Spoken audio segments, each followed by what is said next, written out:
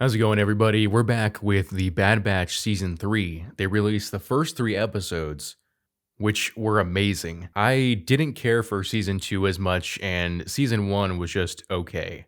But Season 3 is a lot darker, a lot more serious in tone, and although it's definitely leading towards concepts seen in the sequel trilogy and The Mandalorian and Ahsoka, it is somewhat cool to see the beginnings of all those things here. Now, before I dive into episode 1, I'm going to give a very brief recap of the Bad Batch so far. So, the Bad Batch, also known as Clone Force 99, are a group of defective or enhanced clones, depending on how you look at them. Basically, they were genetically mutated to enhance certain abilities. The leader, Hunter, has heightened senses. Tech has heightened intelligence. Crosshair has heightened vision and reflexes. And Wrecker has heightened strength. The former ARC trooper Echo ends up joining the team after the Separatists turn him into a cyborg, and they are also joined in Season 1 of the Bad Batch by the young female clone Omega, who's not only female but is also a 100% genetic match for Jango Fett and does not have the accelerated aging. So the beginning of Season 1, the Bad Batch is there during the events of Order 66, and due to their mutations, the Order does not have the same effect on them as it does on the regular clones outside of Crosshair and later on Wrecker. So the clones, quickly seeing the shift from the Republic to the Empire, decide to go rogue, taking Omega with them. However, Crosshair decides to stay behind. And whereas it's originally believed that it's solely because of the inhibitor chip, it's later revealed that he truly believed in the Empire. And so the first season is the Bad Batch minus Crosshair learning to incorporate Omega into their squad, dodging the Empire and dodging Crosshair and his new squad in their attempts to bring the Bad Batch back into the Empire. Season 1 ends with an Admiral Rampart destroying Tipoca City on Camino as they had moved all the clones and cloning technology to other areas of the Empire. Moving on to Season 2, the Bad Batch continue to dodge the Empire as well as continuing their mercenary missions for a broker named Sid. Meanwhile, a secondary storyline plays out, focusing on Crosshair becoming disillusioned with the Empire, as well as a number of other familiar clones, such as Commander Cody, Hauser, a clone named Slip who ends up being assassinated, as well as the revelation that Admiral Rampart is actually brainwashing certain clones to become assassins, and they assassinate their own kind, basically those who choose to defect from the Empire. This also goes along with Admiral Rampart putting forth a new defense bill in the Empire where he basically wants to replace the clones with an army of volunteers. So this is the beginnings of the human stormtroopers replacing the clones. And this also adds to the disillusionment of many clones within the Empire, including a clone commando named Gregor, whose job it was to instruct these new stormtroopers. Towards the end of Season 2, Crosshair finally has had enough and decides to go rogue, only to be captured and experimented on by Dr. Hemlock, who becomes the new villain of the series. Hemlock is working on a secret cloning project on Mount Tantus on the planet Wayland, and he recruits Nala Se, the Kaminoan scientist, and later kidnaps Omega in order to get Nala Se to cooperate. Tech ends up dying in the finale as the Bad Batch attempts to discover Hemlock's base in order to free Crosshair. So in episode 1 of Season 3, we see that Omega is confined to the Imperial science base on Mount Tantus on the planet Wayland, where she works as an assistant to the Kaminoan scientist Nala Se, as well as doing odd jobs around the base. And she has this daily routine where first thing in the morning, she has her blood tested, just as every clone has their blood tested, and every day, Nala Se destroys the sample, as there's something special about it that she doesn't want Dr. Hemlock to find. Every day, Omega also sees how the clones are being treated, how they're being experimented on and isolated, and she tries to convince Crosshair to plot an escape with her, although he's very hesitant at first, not only because she's a kid, but because that this is just his fate and that he doesn't deserve to escape. She also manages to garner some sympathy with Dr. Emery Carr, who is another female clone, though she has gone through the accelerated growing process, so she's an adult. Omega also befriends a Lurkahound, which are the creatures that guard the base and are currently under the control of the Empire, but she manages to free one. And in this episode, it's revealed that Nala Se and Dr. Hemlock are working on a project to clone beings that can hold midichlorians, or rather transfer a certain M count from one specimen to another. And a quick Easter egg I want to point out here is that Mount Tantus is actually from Star Wars Legends. In fact, it's from the Thrawn trilogy, where it introduces the idea of the Sparti cloning cylinders that Thrawn uses to create a clone stormtrooper army. So once again, Disney Star Wars is appropriating a concept from Legends. Moving on to episode 2. Episode 2 is definitely a filler, but in my opinion, it's really good. It's probably the best filler episode that the Bad Batch has had so far. It has some horror survival elements, which there were a couple of horror episodes, I believe, in the Clone Wars, but definitely not to this degree. So Hunter and Wrecker are currently on their own as Tech is dead and Echo and Rex are currently on another mission. So the two of them complete a mission for the Durand Syndicate where they capture a member of the Pike Syndicate and turn him in for intel on the possible whereabouts of Hemlock and his base.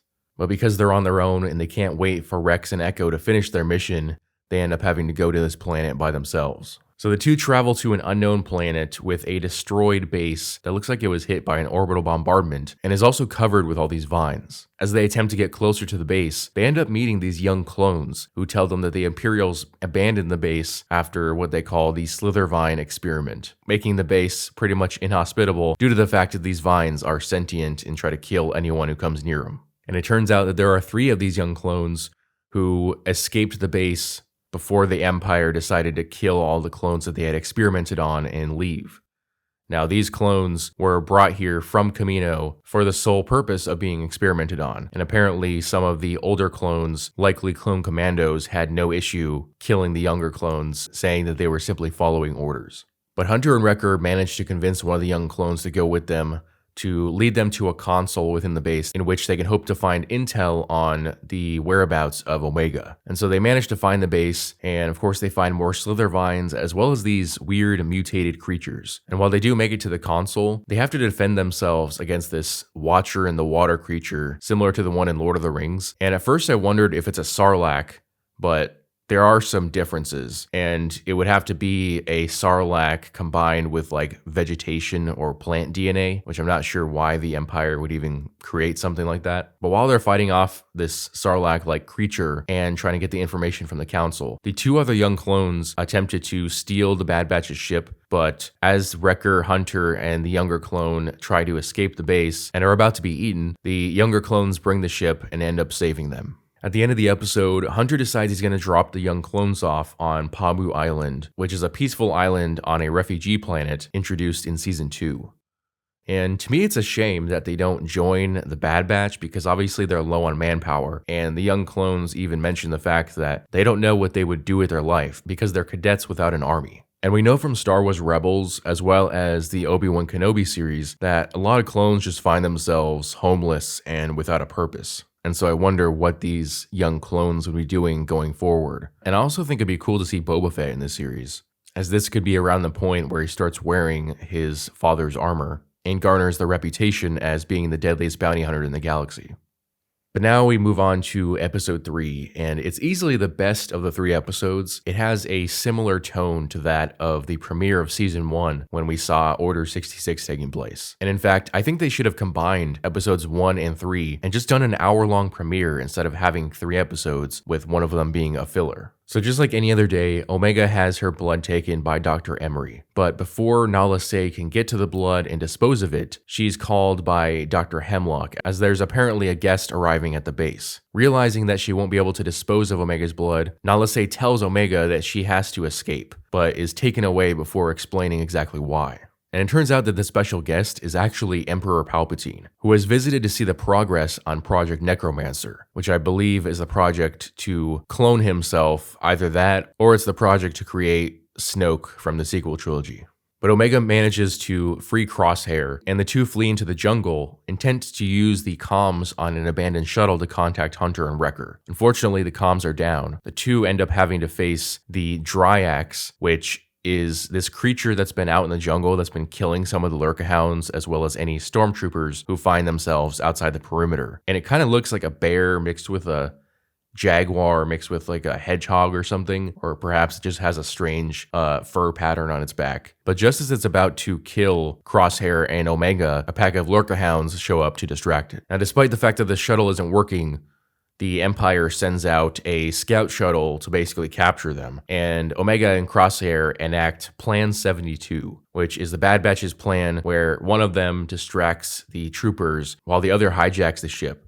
And so Crosshair is on the ground, killing and distracting the troops, while Omega manages to take the Imperial shuttle. And they're able to get off the ground and even escape orbit and go into hyperspace because although a number of shuttles initially go after them and try to shoot them down, Dr. Emery finds out that Omega's blood is compatible with the midichlorians, so she can be used as a source to create clones that they'll be able to use to transfer the M count of Emperor Palpatine. And so Hemlock calls off the troops because it's better in his mind to allow her to escape and use the resources of the Empire to capture her later than allow her to be killed now and lose the only compatible source that they found up until this point. This was a really interesting episode. It was actually cool to see Crosshair and Omega working together, even though I typically don't care for Omega, though if you had asked me which member of the Bad Batch would have had the most character development over time, I would not have picked Crosshair. But he definitely has, and it's been probably more interesting to me to watch than any other part of the Bad Batch throughout seasons 1 through 3 so far. I also want to see more of the Clone Commandos. I know a lot of people are sick of the Clone Wars stuff, but me personally, I didn't get enough Clone Commandos. And if you're familiar with Legends material, you could almost look at the Bad Batch as a loose adaptation of the Republic Commando stories. In fact, Delta Squad from Republic Commando is canon in Star Wars, so I don't understand why we couldn't have had a standalone series about them. And as I mentioned in the beginning of the video, while the Palpatine stuff is interesting, we already kind of know where it goes, so it definitely ruins some of the mystique behind Project Necromancer. We know it's going to lead to that stupid moment in Rise of Skywalker where they say somehow Palpatine has returned. And we know that the result is that after decades of work trying to create clones for himself, that he gets killed by Rey within minutes of meeting her. And this is the problem, I think, with the current state of Disney Star Wars, is people are looking at Dave Filoni as the new hope for Star Wars, so to speak. The problem is that Dave Filoni doesn't get to do his own original stuff. Rather, you kind of have to look at the sequel trilogy as a crumbling structure, not all the way put together. And Dave Filoni's job is basically to fill in the empty spots with bricks. And so where he may get to choose the color of the bricks, his job is ultimately to simply fill in information, fill in the gaps, and expand on things that either didn't make sense or weren't explained at all in the sequel trilogy. So he gets to do what he wants, but only insofar as he adds to the foundation of the sequel trilogy, which is unfortunate. But let me know what you guys thought about episodes 1 through 3 of The Bad Batch in the comment section below. As always, if you enjoyed this video, I would appreciate it if you would hit that like and subscribe button, as well as the notification bell so that you never miss out on a new video. Thanks for watching.